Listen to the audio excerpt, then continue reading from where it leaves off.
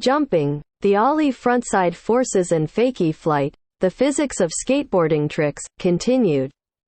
Invented in the late 1970s by Ollie Gelfand, the ollie has become a skateboarding fundamental, the basis for many other more complicated tricks. In its simplest form, the ollie is a jumping technique that allows skaters to hop over obstacles and onto curbs, etc.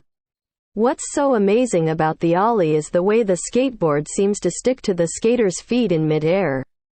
Seeing pictures of skaters performing soaring 4-foot ollies, many people assume that the board is somehow attached to the skater's feet.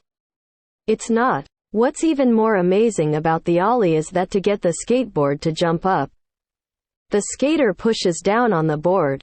The secret to this paradoxical maneuver is rotation around multiple axes. Let's take a closer look. Just before a skater performs an ollie, there are 3 forces acting on the skateboard. One of these forces is the weight of the rider, shown here with 2 red arrows.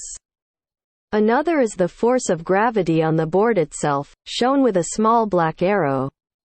Finally, blue arrows show the force of the ground pushing up on the skateboard. These 3 forces balance out to 0.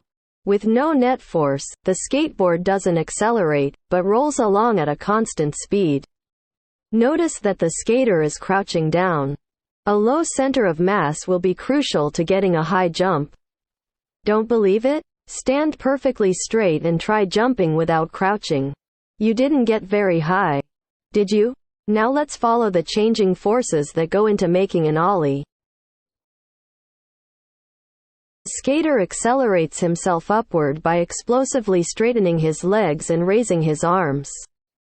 During the jump, his rear foot exerts a much greater force on the tail of the board than his front foot does on the nose, causing the board to pivot counterclockwise about the rear wheel. As the tail strikes the ground exerts a large upward force on the tail. The result of this upward force is that the board bounces up and begins to pivot clockwise, this time around its center of mass. With the board now completely in the air, the skater slides his front foot forward, using the friction between his foot and the rough surface of the board to drag the board upward even higher.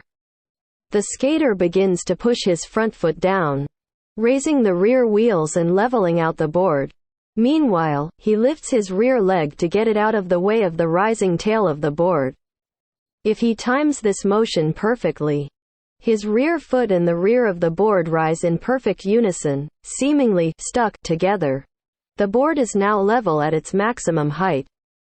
With both feet touching the board, the skater and board begin to fall together under the influence of gravity. Gravity eventually wins out and the skater bends his legs to absorb the impact of the landing.